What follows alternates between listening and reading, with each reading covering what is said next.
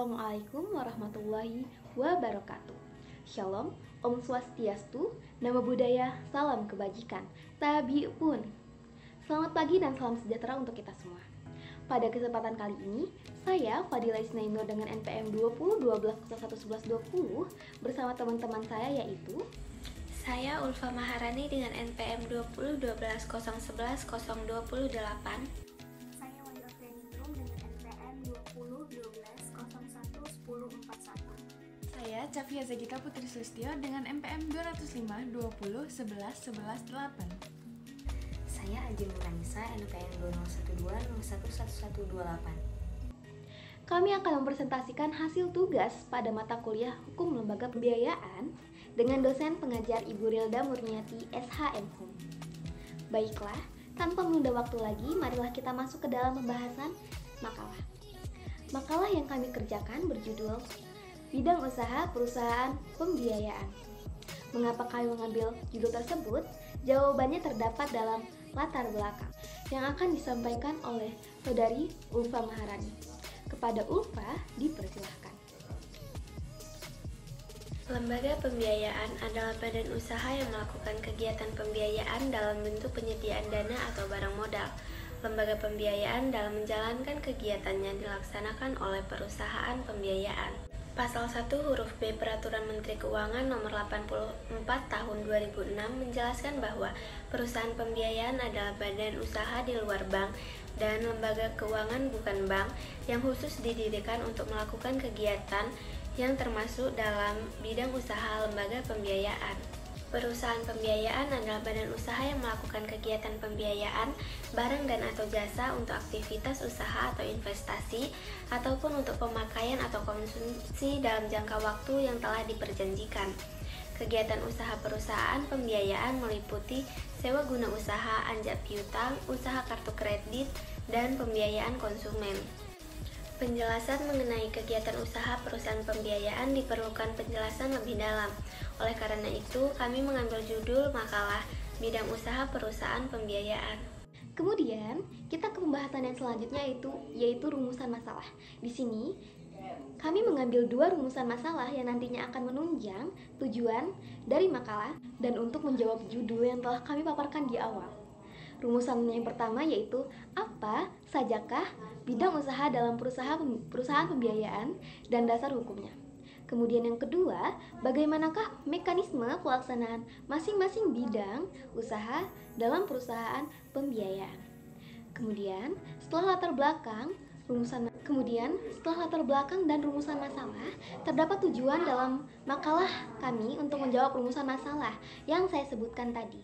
Tujuan akan disampaikan oleh Ajeng Nuranisa. Kepada Ajeng, dipersilahkan. Berdasarkan paparan latar belakang dan rumusan masalah, maka tujuannya yaitu yang pertama, untuk mengetahui bidang usaha perusahaan pembiayaan serta dasar hukumnya. Yang kedua, untuk mengetahui mekanisme pelaksanaan masing-masing bidang usaha perusahaan pembiayaan. Setelah pemaparan latar belakang dan rumusan masalah serta tujuan tadi, selanjutnya kita memasuki ke pembahasan inti atau isi yang akan disampaikan oleh Wahyu Afrianingrum dan Cafia Zagita Sulistyo. Kepada Wahyu dan Cafia, dipersilahkan. Baik moderator, terima kasih. Pada kesempatan pertama ini saya akan membahas mengenai bidang dalam perusahaan pembiayaan dan juga dasar hukumnya. Perusahaan pembiayaan adalah perusahaan ataupun badan yang khusus didirikan untuk melakukan kegiatan sewa guna usaha, anjak piutang, pembiayaan konsumen, dan juga usaha kartu kredit. Penjelasan ini dapat kita lihat dalam peraturan pasal 1 angka 2 Perpres nomor 9 tahun 2009 tentang lembaga pembiayaan. Baik, yang pertama bidang usaha dalam perusahaan pembiayaan yakni adalah sewa guna usaha atau leasing, yang mana adalah pembiayaan dalam bentuk penyediaan barang modal baik secara sewa guna usaha dengan hak opsi yakni finance lease ataupun tanpa hak opsi operating lease. Yang selanjutnya digunakan leasing dalam jangka waktu tertentu untuk melakukan pembayaran secara berkala.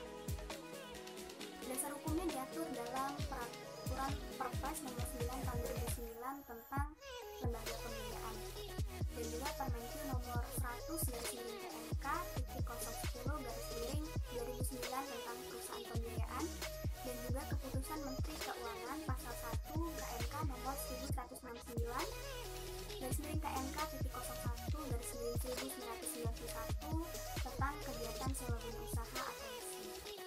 Baik, bidang usaha yang kedua adalah anjak piutang atau factoring, merupakan bentuk kontrak di mana suatu perusahaan anjak piutang menyediakan jasa seminimal mungkin, meliputi jasa pembiayaan dan jasa perlindungan terhadap resiko kredit.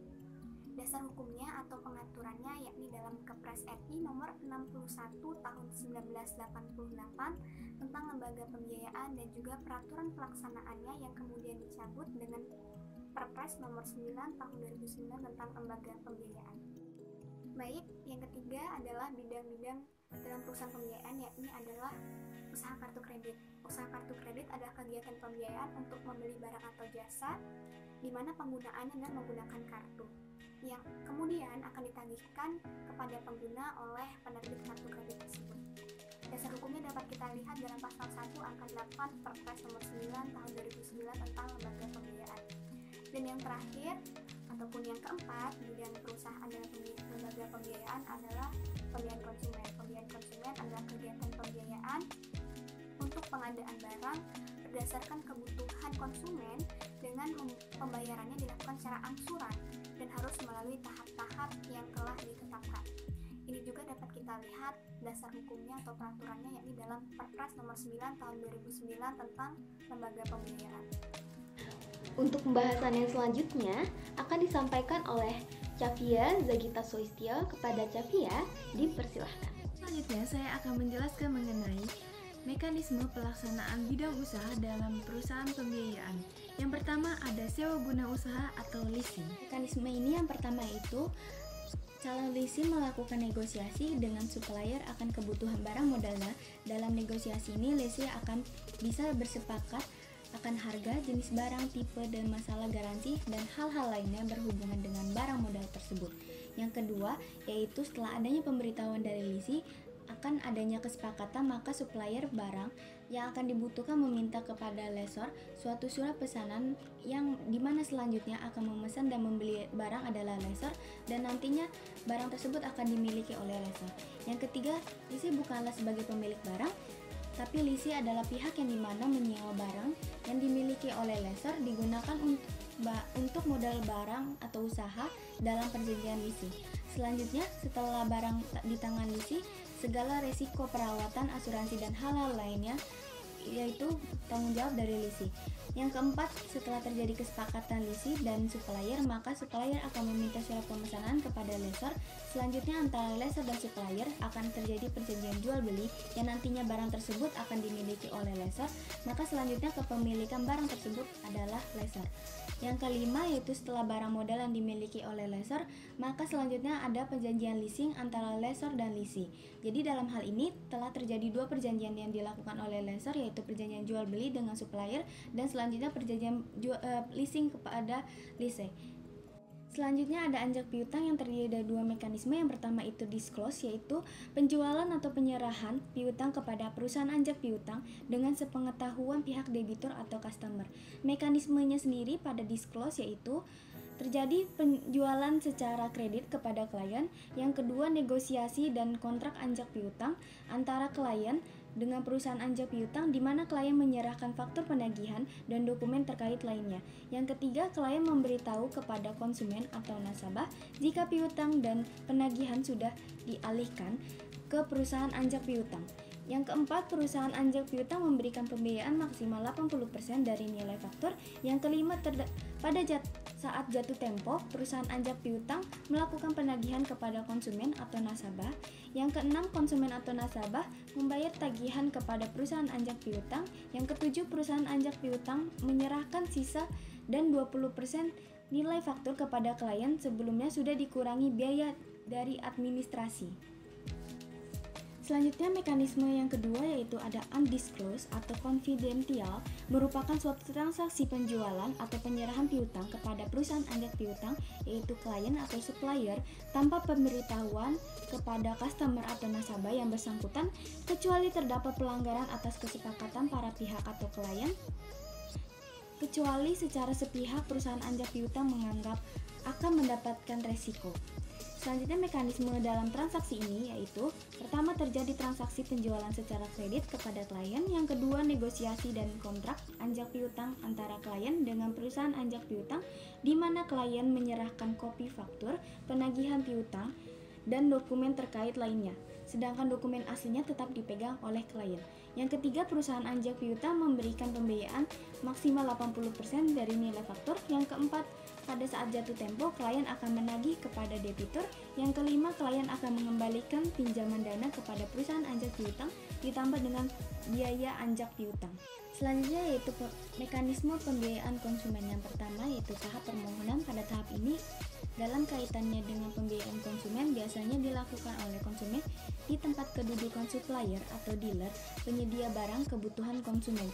Yang kedua yaitu tahap pengecekan dan pemeriksaan lapangan. Berdasarkan aplikasi pemohon, perusahaan pembiayaan konsumen akan melakukan pengecekan atas kebenaran dari pengisian formulir aplikasi tersebut dengan melakukan analisis dan evaluasi terhadap data dan informasi yang telah diterima. Selanjutnya akan dilakukan kunjungan ke tempat calon konsumen, pengecekan ke tempat lain, dan observasi secara khusus atau umum lainnya. Selanjutnya ada tahap pembuatan customer profile. Berdasarkan hasil pemeriksaan lapangan tersebut, marketing departemen akan membuat customer profile tersebut. Selanjutnya yaitu tahap keempat yaitu pengajuan proposal kepada kredit komite.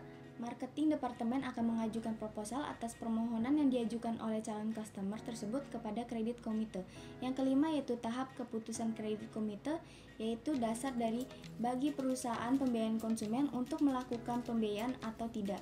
Jika permohonan ditolak, harus diberitahukan melalui surat penolakan, sedangkan jika disetujui, maka marketing departemen akan meneruskan ke tahap berikutnya. Selanjutnya itu tahap pengikatan berdasarkan keputusan kredit komite. Selanjutnya oleh bagian legal akan mempersiapkan pengikatan. Selanjutnya itu tahap pemesanan barang kebutuhan konsumen setelah proses penandatanganan yang dilakukan oleh kedua belah pihak. Selanjutnya yaitu ada tahap pembayaran kepada supplier setelah barang modal diserahkan oleh supplier kepada konsumen. Selanjutnya, supplier akan melakukan penagihan kepada perusahaan pembiayaan konsumen. Selanjutnya yaitu terdapat tahap pembayaran angsuran oleh konsumen sesuai dengan jadwal yang ditentukan. Selanjutnya ada tahap pengambilan surat jaminan setelah konsumen melunasi seluruh kewajiban kepada perusahaan pembiayaan konsumen, maka perusahaan pembiayaan konsumen akan mengembalikan kepada konsumen yaitu jaminan dan dokumen lainnya. Terakhir ada usaha kartu kredit. Prosedur penerbitan kartu kredit sendiri yaitu yang pertama, calon pemegang kartu kredit mengajukan permohonan yang mengisi formulir yang sudah disediakan oleh penerbit. Yang kedua, penerbit melakukan survei ke alamat calon pemegang kartu kredit untuk mengecek kebenaran data serta kredibilitas dan kapabilitas calon pemegang kartu kredit. Yang ketiga ada, jika hasil dari penelitian tersebut dianggap layak, maka penerbit akan menyetujui untuk menerbitkan dan menyerahkan kartu kredit kepada pemegang kartu kredit. Selanjutnya ada mekanisme transaksi menggunakan kartu kredit, yaitu yang pertama, pemegang kartu kredit melakukan transaksi jual beli dengan menunjukkan kartu kredit dan menandatangani bukti transaksinya. Yang kedua, merchant melakukan penagihan ke penerbit seperti bank atau perusahaan pembiayaan berdasarkan bukti transaksi dengan pemegang kartu kredit.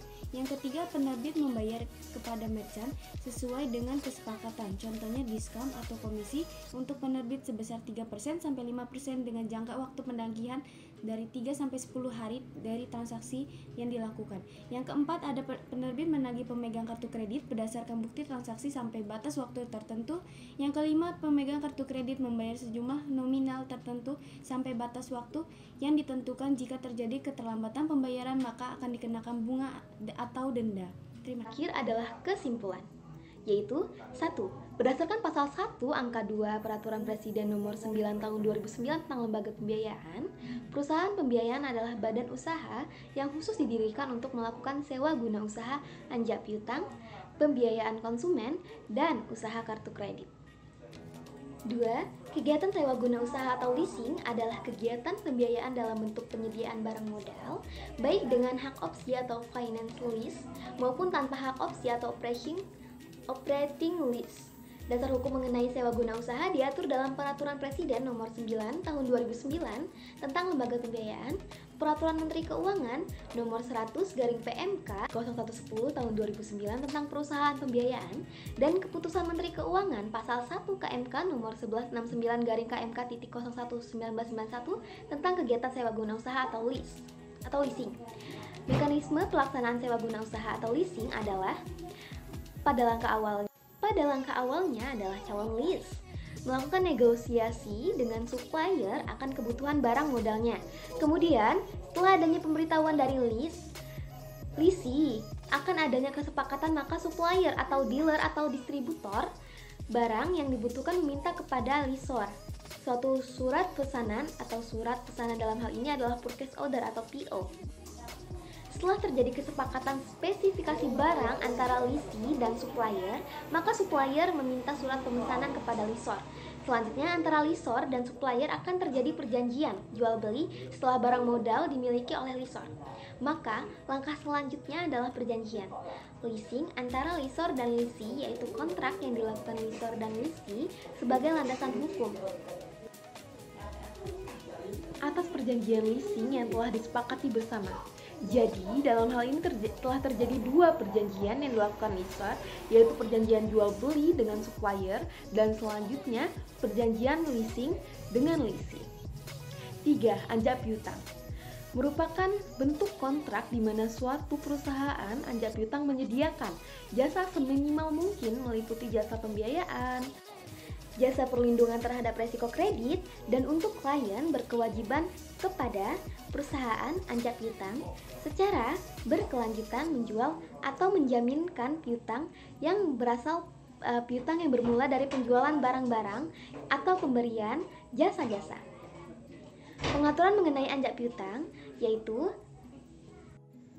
Kepres RI nomor 61 tahun 1988 tentang lembaga pembiayaan dan peraturan pelaksanaannya yang kemudian dicabut dengan peraturan Presiden nomor 9 tahun 2009 tentang lembaga pembiayaan.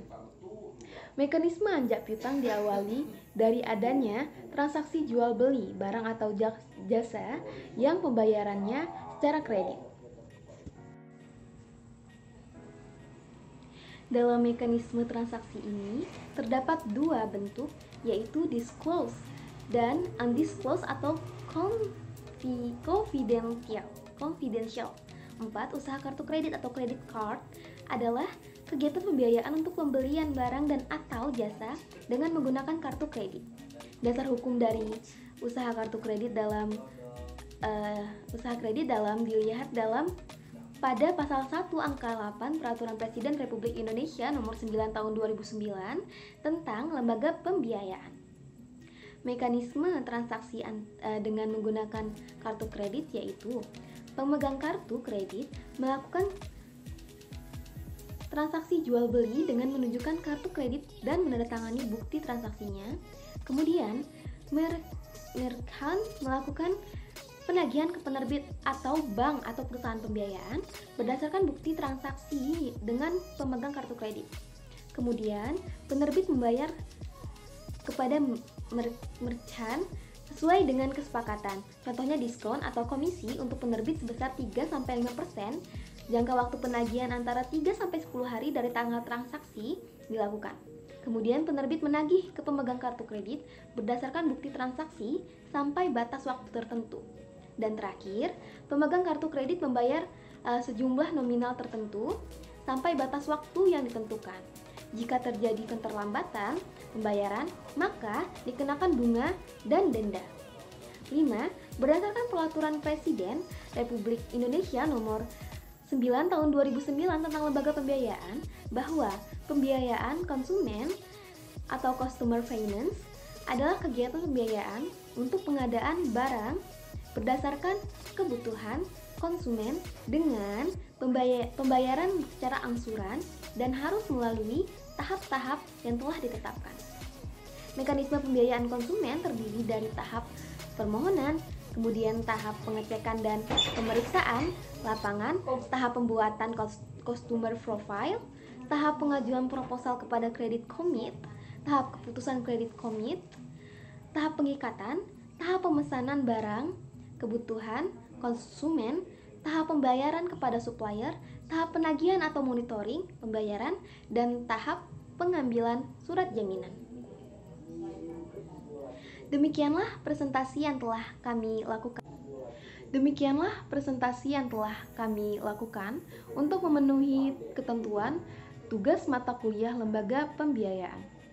Saya mewakili kelompok saya meminta maaf yang sebesar-besarnya apabila terdapat kekurangan dan kesalahan dalam pemaparan presentasi maupun kesalahan dalam menjawab pembahasan demi pembahasan tugas tersebut. Wassalamualaikum warahmatullahi wabarakatuh.